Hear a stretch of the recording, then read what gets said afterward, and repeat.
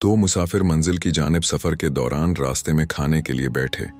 उनमें से एक के पास 5 रोटियां थीं और दूसरे के पास 3। एक तीसरा मुसाफिर वहां से गुजर रहा था तो दोनों ने उसे दावत दी कि वो भी खाने में शरीक हो जाए।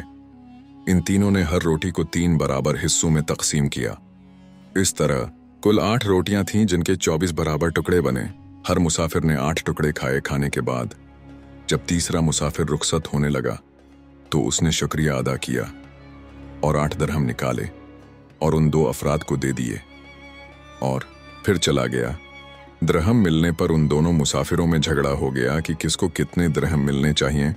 जिसके पास 5 रोटियां थीं उसने 5 दरहम का मुतालबा किया, जबकि 3 रोटी वाले ने कहा कि रकम बराबर तकसीम होनी चाहिए। ये मामला हज़रत इमाम अली इब्न अबी तालिब अलैहिस्सलाम के पास फैसले के लिए लाया गया। हज़रत अली अलैहिस्सलाम ने 3 रोटी वाले से कहा कि वो 3 दरहम ले ले, लेकिन उसने इनकार कर दिया और कहा कि वो 4 दरहम लेगा। इस पर हज़रत अली ने फरमाया, तुम सिर्फ 1 दरहम के हकदार हो। तुम दोनों के पास कुल 8 रोटियां थीं। हर रोटी 3 हिस्सों में तकसीम हुई। इस तरह कुल 24 हिस्से बने।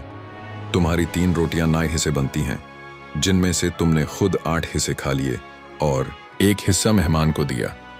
तुम्हारे साथी की 5 रोटियां 15 हिस्से बनती हैं। उसने खुद 8 खाए और मेहमान को 7 हिस्से दिए। लिहाजा मेहमान ने तुम से 1 हिस्सा खाया और तुम्हारे साथी से 7 हिस्से। चुनांचे तुम्हें 1 दरहम मिलना चाहिए और तुम्हारे साथी को 7 दरहम।